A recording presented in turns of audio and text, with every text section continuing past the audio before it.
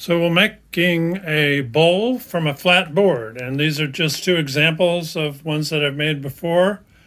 And now I'm trying it a little differently.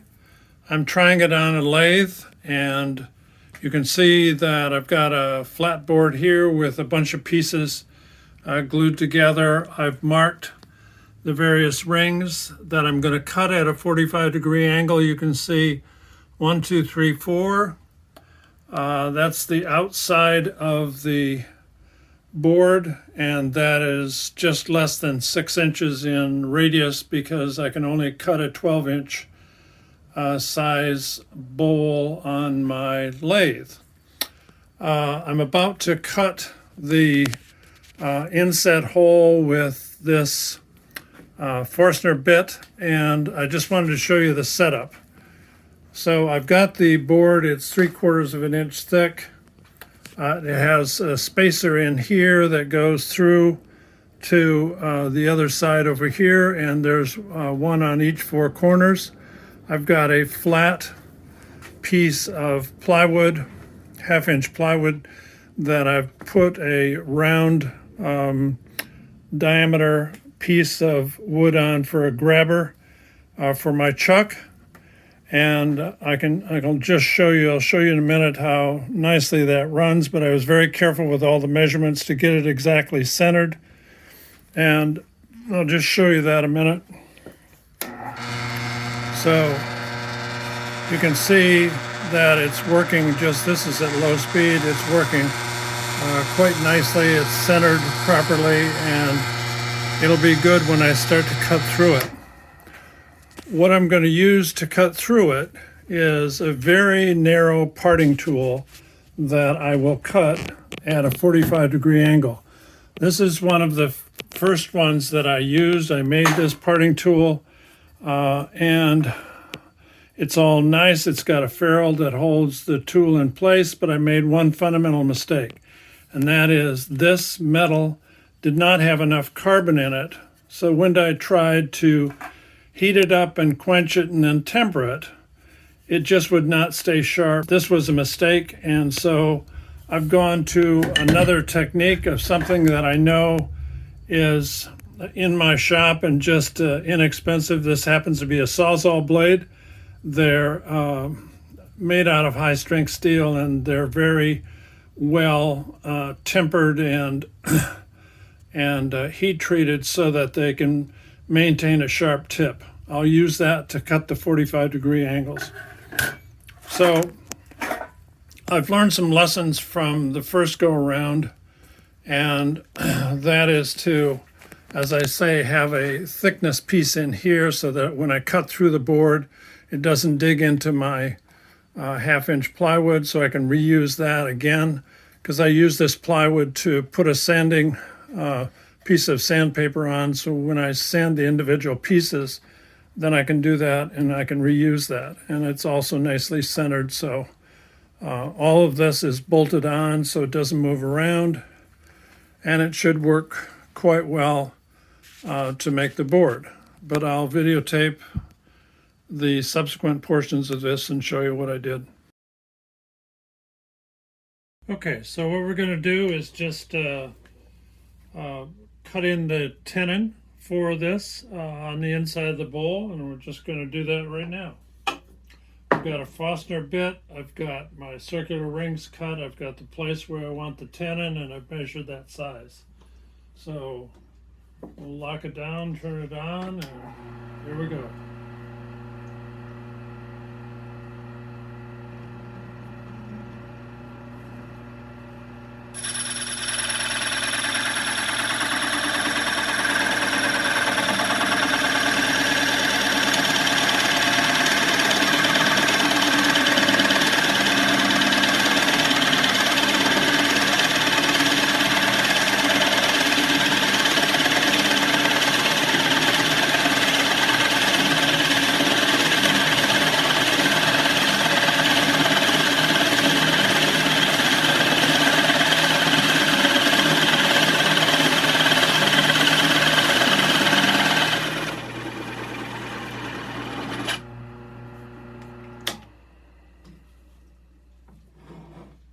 So that looks pretty good. That's just about the depth we want. A little over 3.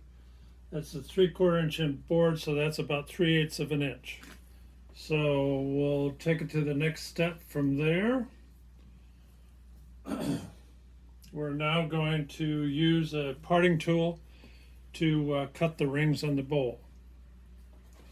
And I'll show you that in just a minute.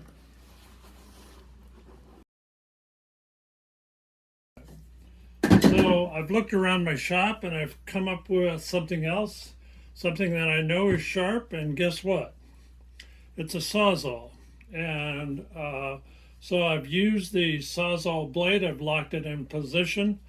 And if you think this is an unusual, unorthodox parting tool, well, it is, because I'm going to turn this blade I'm going to cut it down once I've proven to myself that it works properly. It's only a 1/16 of an inch thick.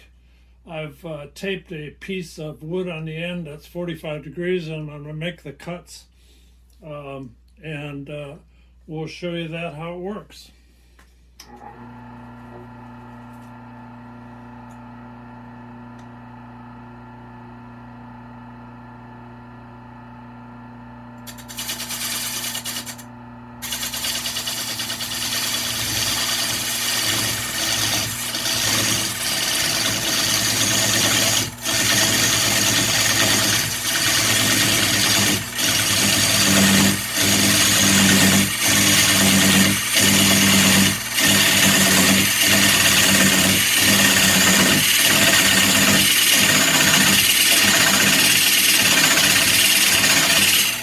I don't want to cut all the way through on these because that'll just cut this block loose.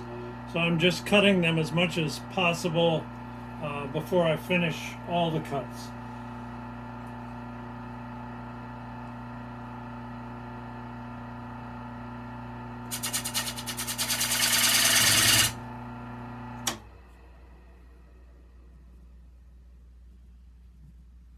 Looks good.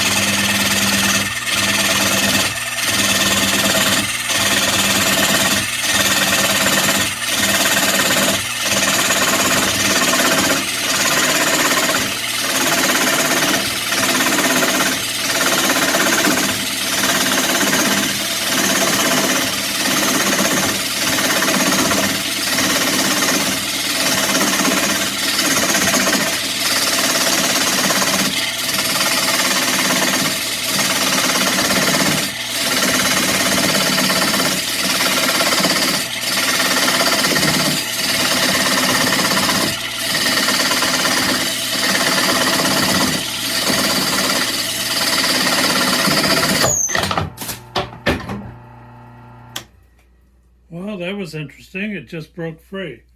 So we'll stop it here and we'll reconnect and go.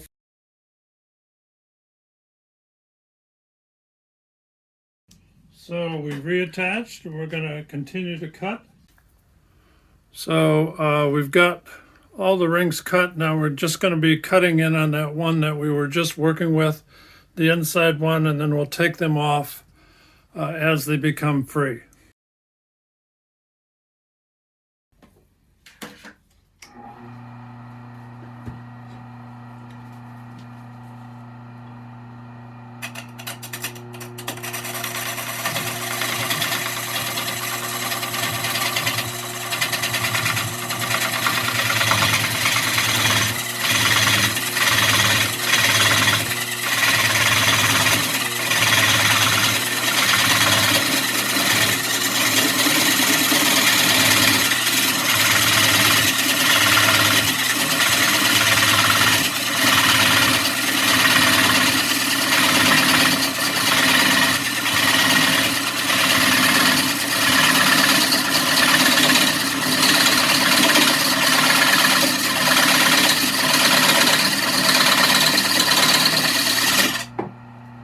take this sawzall blade over to the my sharpening station and just trim it up a little bit.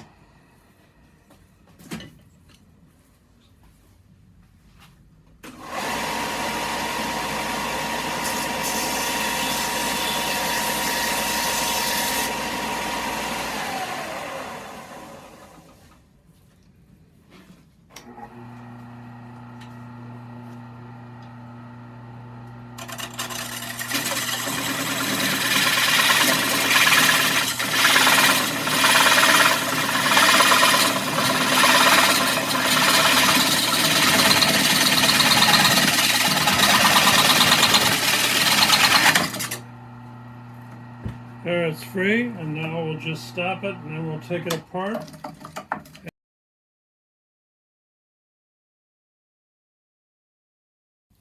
Taking it apart is nothing more than just loosening all the bolts and pulling the little insert part out. So we'll just do that a minute. And I can show you what the inside is made of, how it's put together. I put a spacer on the inside of the main board that rotates and the board that we're cutting, and the whole idea was to allow that to not dig into my main cutting surface.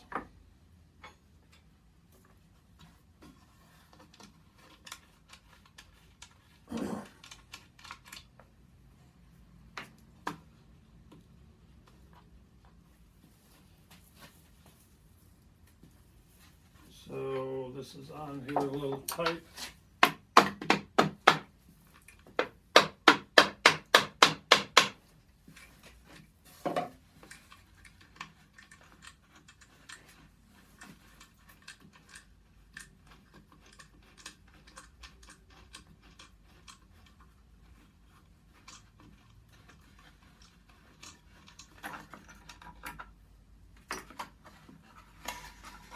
And there's the spacer.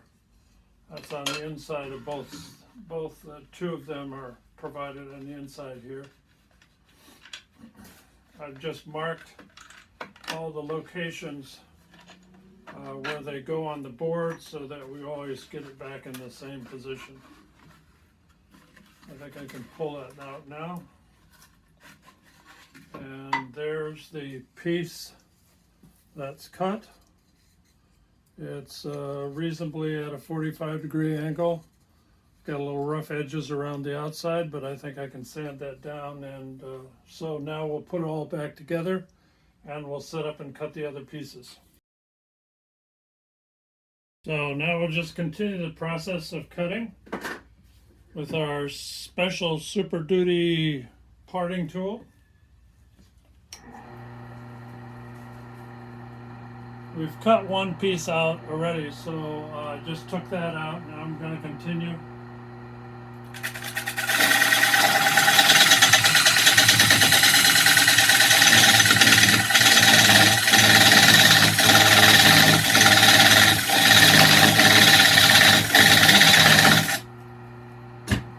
Move the tool rest in a little bit.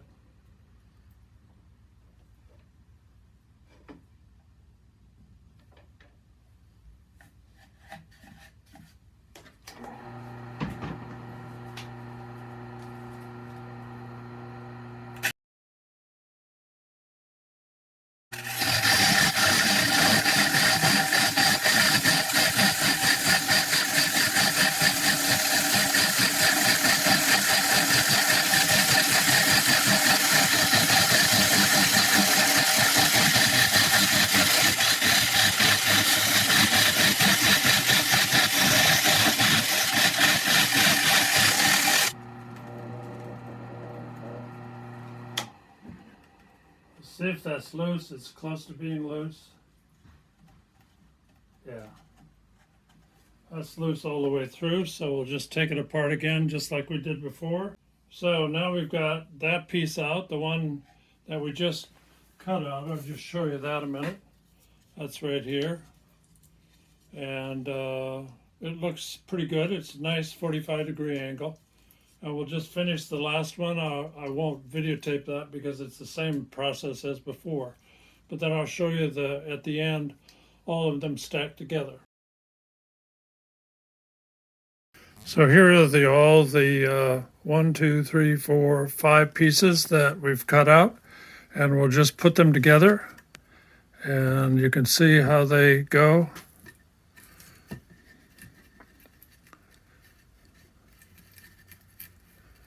And the cuts were quite good.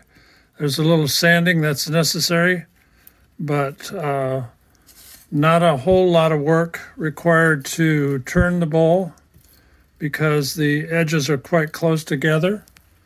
And we'll just put the last one on here, and you can see how they all fit together. That's not too bad. I'll go through the next steps of sanding this. I've got to get a nice round flat disc on my turning lathe backer board, and we'll go through that, and then we'll glue it up, and then we'll start the turning process.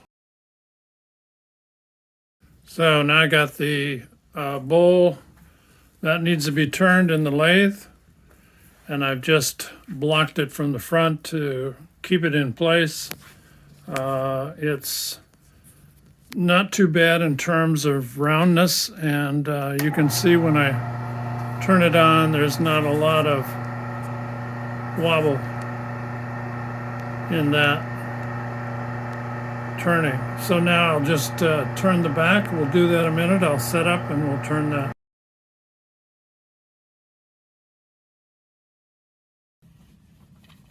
I should mention that I'm only using a scraper or a skew chisel because of the grain pattern. The grain pattern changes 4 times as you rotate this once. So you just can't use a gouge.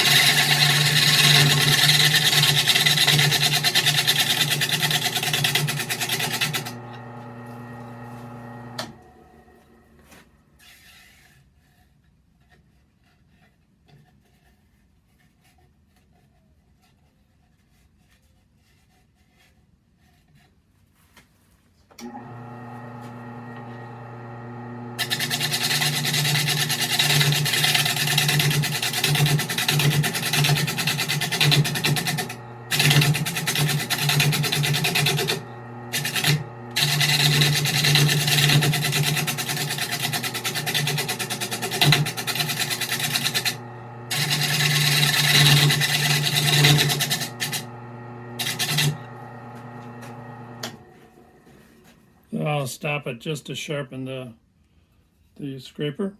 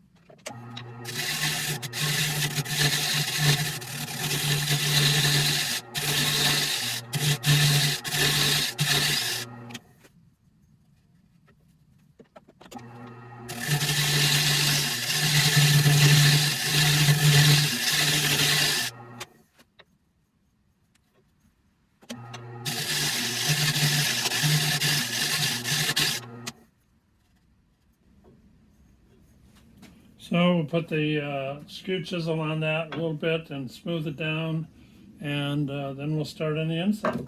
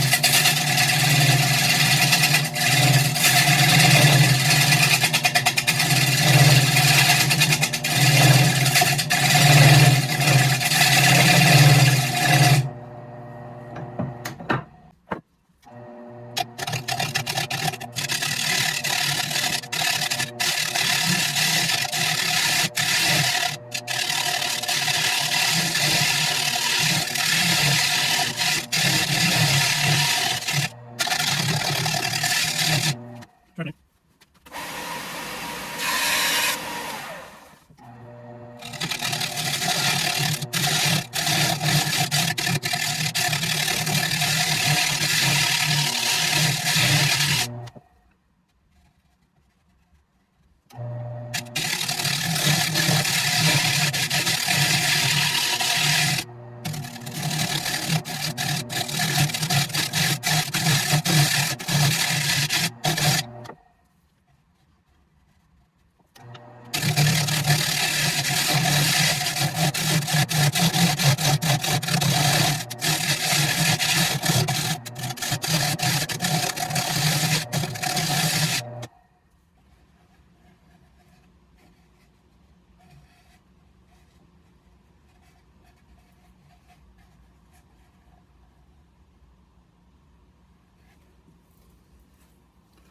So a little bit more on this, which I'll do offline, and then we'll go through the finishing process.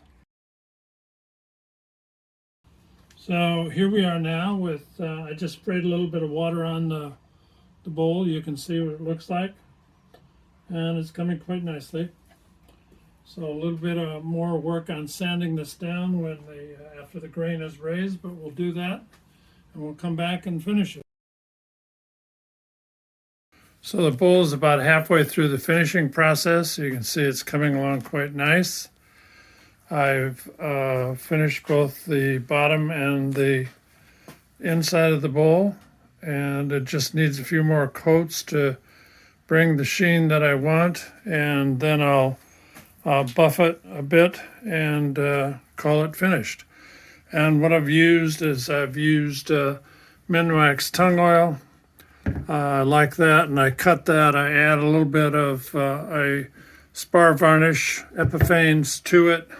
Mix it about 1 tablespoonful to a cup of tongue oil, and I like that kind of finish. So that's it, folks. I hope you enjoyed it, and I hope you subscribe and give me a heads up. Thank you.